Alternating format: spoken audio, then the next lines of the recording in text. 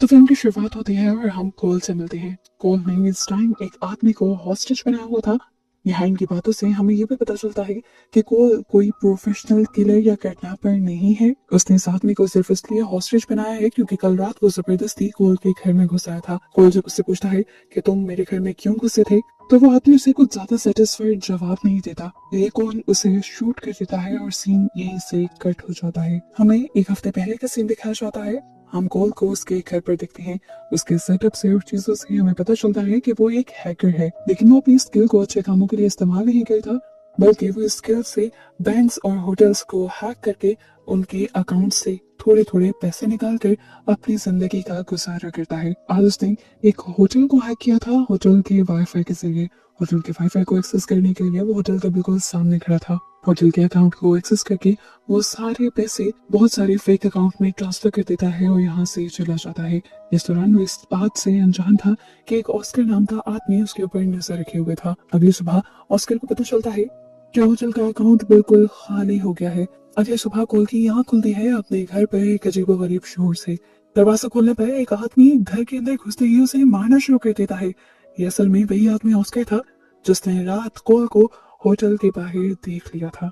पता चलता है कि ऑस्कर के कुछ शेयर्स थे उसी होटल में जिसका अकाउंट रात को कोल खाली कर आया था। ऑस्कर ने सीसीटीवी फुटेज में कोल का चेहरा भी देखा हुआ था और अब कोल का ऑफिस और घर देखने पर उसे पता चल जाता है कि वो हैकर है। ऑस्कर कोल से पूछता है, तुमने आखिर वो सब क्यों किया और कैसे किया? कोल कुछ नहीं बताता। अच्छी खासी मार खिलाने के बाद ऑस्कर उसे बताता है कि वो मेरी पूरी जिंदगी की जमा पूंजी थी। मैं चाहूँ तो मैं तुम्हें जेल पे भेज सकता हूँ, लेकिन मैं ऐसा नहीं करूंगा। मैं तुम्हारी जिंदगी बर्बाद नहीं करना चाहता, लेकिन इस सब की एक शर्त है, तुम्हें मेरा भी एक काम करना होगा और उसके बाद तुम अपने रास्ते, मैं अपने रास्ते। वो बताता है कि होटल में हर दूसरे या तीसरे दिन एक लड़की आती है। मैंने उसके पार्टनर के साथ बातें सुनी है। उसके अकाउंट में 8 करोड़ रुपए हैं। अगर तुम उसका अकाउंट खाली करके सारे पैसे मुझे दे दो तो मैं तुम्हें कुछ नहीं कहूंगा। हालांकि वो ऐसा कुछ नहीं करना चाहता था। कभी इतनी बड़ी चोरी उसने की नहीं थी, लेकिन अभी अगर वो ऑस्कर की बात ना मानता तो बुरा फंस जाता, इसीलिए उसे ऑस्कर की बात माननी पड़ती है। अब जैसे ही उस लड़की का होटल में रिजर्वेशन होता है, ऑस्कर फौरन ही कोल को होटल में बुला लेता है। कोल होटल के बाहर से ही उस लड़की के साथ कुछ नहीं कर सकता था, लेकिन वो इस टाइम लड़की के ऊपर भरपूर नजर रखता है और साथ ही साथ इस लड़की और ऑस्कर के बारे में थोड़ी बहुत रिसर्च करता है।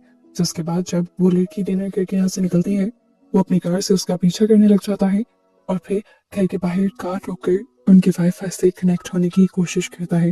लेकिन यहाँ पर वाईफाई के सिग्नल बहुत ज्यादा वीक थे। अकाउंट को हैक करने के लिए सिग्नल्स का स्ट्रॉन्ग होना जरूरी था और इसके लिए अब कोल को जरा घर के अंदर जाना था। इस टाइम वो बहुत ज्यादा डरा हुआ था। ये ऐसे ही था जैसे वो चोरी करने के लिए किसी के घर में घुसा हो। घर के बिल्कुल बाहर खड़े हुए वो वाईफाई को एक्सेस कर जल्दी से उस लड़की के अकाउंट को हैक कर लेता है और फिर उन सारे पैसों को डिफरेंट अकाउंट्स में सेंड कर देता है, जहां से वो इन पैसों को वापस अपने अकाउंट में मंगवा सकता था। अपना काम मुकम्मल होने के बाद वो जाकर ऑस्कर से मिलता है और बताता है कि उसने वो सारे पैसे वापस ऑस्कर के अकाउंट में सेंड कर दिए हैं। ऑस्कर भी बहुत ज्यादा खुश था। ऑस्कर उसे कहता है, तुम्हारा और मेरा लेना देना बिल्कुल खत्म। अब मैं ना तुम्हारे रास्ते में आऊंगा और ना तुम मेरे। लेकिन हाँ, आज मैं क्योंकि बहुत ज्यादा खुश हूँ, तुमने मेरा इतना बड़ा काम जो कर दिया है, इसीलिए मैं तुम्हें एक पार्टी में लेकर जाना चाहता हूँ। हालांकि कोल उससे मना कर रहा था, लेकिन ऑस्कर उसे जबरदस्ती ले गया। कोल जो पहले ही ऐसी पार्टीज में आने का आदी नहीं था, उसे इस पार्टी में आकर बहुत ज्यादा अजीब लगने लगता है और ऊपर से उसे कोई यहाँ पर अजीब ड्रग्स भी दे देता है जिससे वो मदहोश सा हो जाता है। और तभी उसके ख्यालों में वही लड़की आती है जिसका अकाउंट वो भी खाली करके आया था। वो लड़की जानबूझ के उसके करीब आ रही थी और वो समझ नहीं पा रहा था कि ये हकीकत है या बस उसका एक ख्वाब।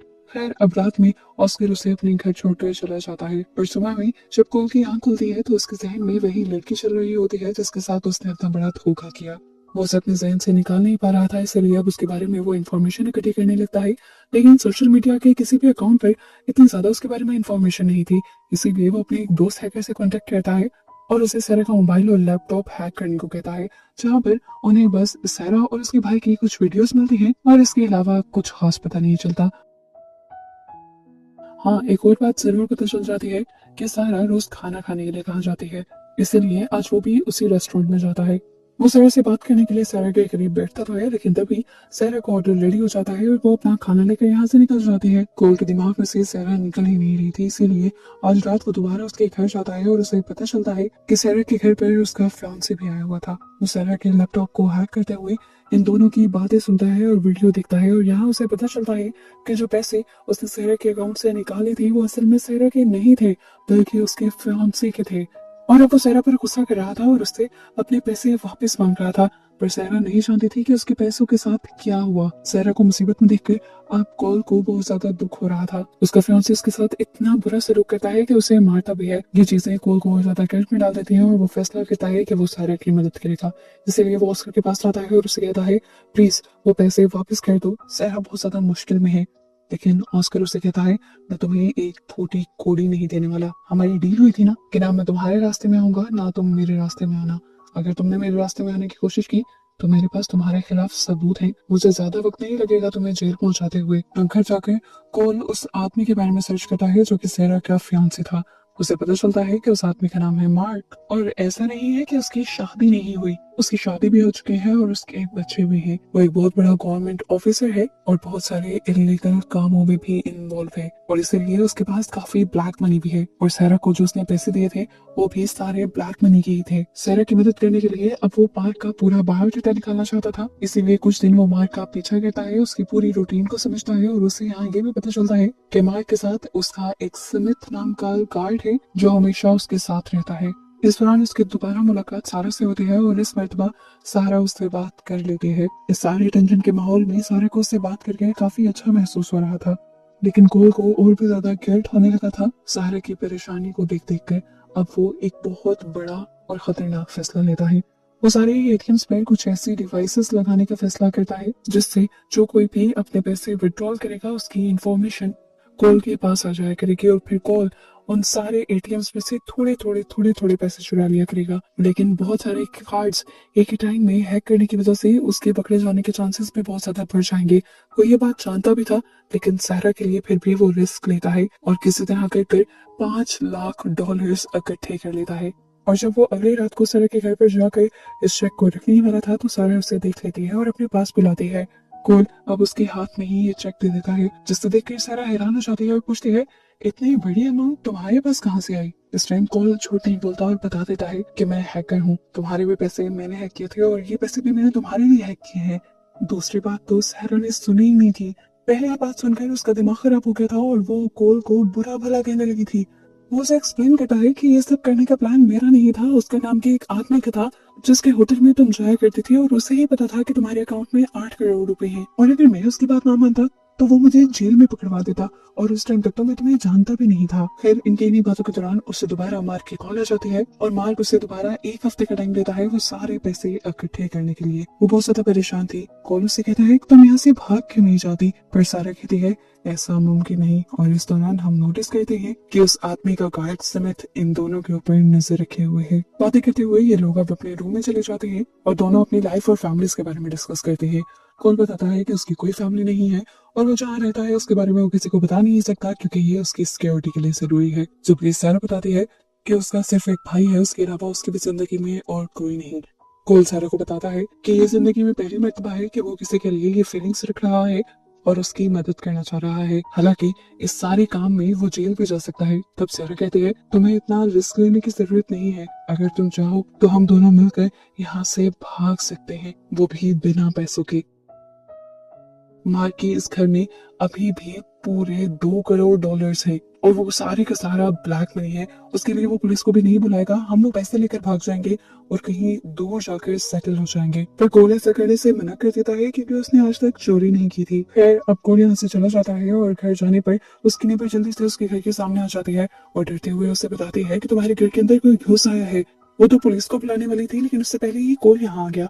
कोल उसे कहता है ठीक है तुम पुलिस को कॉल मत करना, मैं खुद संभाल लूंगा। कोल बहुत ही ध्यान से एक बेसबॉल बैट लिए घर के अंदर जाता है और अचानक उसके सामने स्मिथ आ जाता है। वो असल में कोल के घर की तलाशी लेना चाहता था क्योंकि उसे लग रहा था कि सर ने जरूर अपने सारे पैसे कोल के घर पर ही रखवाए होंगे, पर उसे कोल के घर पर कुछ नहीं मिलता। उल्टा अब कोल और उसके दरमियान में भयानक लड़ाई शुरू हो जाती है। हालांकि स्मिथ एक ट्रेंड बॉडीगार्ड था वो कोल के ऊपर भारी पड़ रहा था, लेकिन इस टाइम कोल के हाथ में बैट होने की वजह से वो उसके सर में मारता है और उसे बेहोश कर देता है। तो उसके बाद अब वो स्मिथ की बॉडी को जाकर अपनी कार की डिक्की में रख देता है और इस सुनसान जगह पर आ जाता है। यहाँ तक पहुंचते पहुंचते सुबह भी हो गई थी। यहाँ आते ही स्मिथ को होश आ जाता है और कोल उसे गन के जोर पर हॉस्टेज बना लेता है। ये वही सीन है जो हमने मूवी के स्टार्ट में देखा था। अब वो गन के जोर पर उसे सवाल करता है कि तुम मेरे घर पर क्या ढूंढने आए थे, तुम्हें क्या चाहिए, क्या पता करना है। स्मिथ उसे साफ साफ बता देता है कि मैं तुम्हारे बारे में पता करने के लिए आया था। कोल उससे कहता है क्या पता करना है तुम्हें मेरे बारे में, तुम ये सारा काम अपने बॉस के लिए कर रहे हो, तुम्हारा बॉस क्या चाहता है। स्मिथ उसे बताता है अभी तक मेरे बॉस को तुम्हारे बारे में नहीं पता चला, बेहतर यही है कि उन्हें पता चलने से पहले तुम कहीं गायब हो जाओ, नहीं तो तुम्हारा बहुत बुरा असर होगा। असल में वो कोल की और इस सारा की बातें सुन चुका था और उसे सब पता था। उसी में कोल उसके ऊपर शूट कर देता है। इस सब के बाद कोल फौरन से सैरा के पास आता है और उसे कहता है कि हमें जल्द ही यहाँ से भागना होगा, तुम जल्दी प्लान बनाओ, यहाँ से पैसे चुराते हैं और निकलते हैं। पर सैरा बताती है पैसे निकालना इतना भी आसान नहीं, पैसे उसके एक सेफ लॉकर में है जिसका कोड मैं नहीं जानती। ये सारी बातें सैरा ने उससे पहले नहीं बताई थी। अब इसका भी कोई हल निकाला था। सैरा कहती है अगर तुम उसका फोन हैक कर सकते हो तो ये सारा काम आसान हो सकता है, क्योंकि वो अपने घर की हर चीज, यहाँ तक कि सीसीटीवी कैमरा, सिक्योरिटी, सब कुछ अपने फोन से कंट्रोल करता है। फोन हैक करने के लिए जरूरी था कि फोन उनकी एक्सेस में हो, इसीलिए सैरा अब फौरन से माइक को कॉल करती है और कहती है कि मैंने जो कुछ किया उसके लिए मैं शर्मिंदा हूँ, तुम्हारे सारे पैसे सिक्योर हैं और मैं तुम्हें वो वापस करना चाहती हूँ, क्या तुम मुझसे एक बार मिल सकते हो। माइक जब हाँ में जवाब देता है तो ये लोग खुश हो जाते हैं क्योंकि अब तक इनका आधा काम हो चुका था। इस कप के बाद ये लोग ऑस्कर के पास जाते हैं जिसके होटल में हमेशा सैरा और मार्क डिनर किया करते थे। उसके लिए ये बड़ी ऑफर लेकर आए थे, उसे बस इनका एक छोटा सा काम करना था। उसने अपने ही होटल में एक डोरमैन का काम करना था, जिसके बाद सैरा वहां पर उसे मार्क का फोन पकड़ाती और उसे ये फोन देना था जाकर कोल को। वहां से कोल उस फोन को हैक कर लेता, जिसके बाद सिंपली ऑस्कर को ये फोन जाकर उस आदमी को यानी मार्क को इस तरह से पकड़ा देना था कि जैसे उसे लगे कि वो खुद अपना फोन डोर पर फेंक आया था। प्लान के मुताबिक सब कुछ ऐसा ही चलता है, लेकिन हमें देखने को मिलता है कि यहाँ पर कोल नहीं आया था। कोल ने ऑस्कर को ही थोड़ी बहुत हैकिंग सिखा दी थी, जिसकी वजह से ऑस्कर जल्दी से फोन को जब अपने लैपटॉप से कनेक्ट करता है तो दूसरी तरफ बैठा हुआ मार्क इस सारे सिस्टम को हैक कर लेता है। अब इस फोन के ही सिस्टम से वो इस घर का न सिर्फ सिक्योरिटी लॉक खोलता है बल्कि घर के सारे कैमरास को भी बंद कर देता है और फिर उसके लॉकर तक पहुंचता है। इस लॉकर का पासवर्ड बहुत ज्यादा आसान था। यहाँ लॉकर खोलने पर उसे सारे पैसे दिख जाते हैं, जिन पैसों को वो जल्दी से एक बैग में डाल देता है। दूसरी तरफ हमें दिखाया जाता है कि इस टाइम सहरा पूरी तरह से मार्क को अपनी बातों में लगाए हुए थी, ताकि ना तो उसे अपने फोन का ख्याल आए और ना ही घर का। यहाँ तक कि वो तो उसे यकीन दिलाने के लिए रोने भी लग जाती है और मार्क दोबारा से उसके साथ रहने में मान जाता है। बातें करते करते ही उसे फाइनली फोन का ख्याल आ ही जाता है।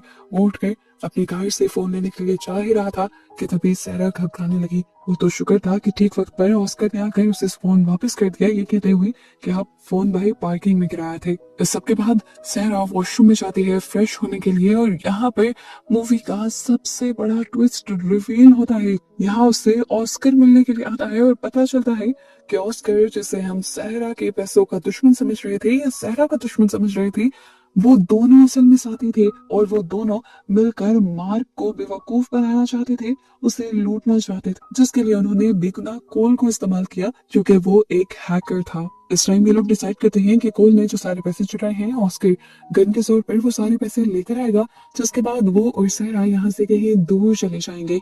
यहाँ सहरा उससे कहती है कोल मासूम है, उसे कोई नुकसान मत पहुंचाना। और यहाँ हमें फील होता है कि उसके दिल में कहीं ना कहीं कोल के लिए कुछ फीलिंग्स जाग गई थी। दूसरी तरफ हमें कोल को दिखाया जाता है जो इस टाइम काफी मुश्किल में फंस गया था, क्योंकि प्लान पूरा होते होते ही प्लान में गड़बड़ आने लगी थी। पैसों का बैग को लेकर जब घर से बाहर निकल ही रहा था तो मार्क की वाइफ यहाँ पर आ गई। उसे देखते ही उसने घर के बैक डोर का इस्तेमाल किया यहाँ से निकलने के लिए, लेकिन मार्क की वाइफ को आहट महसूस हो गई। उसने जब जाकर देखा तो घर का बैक डोर भी खुला हुआ था।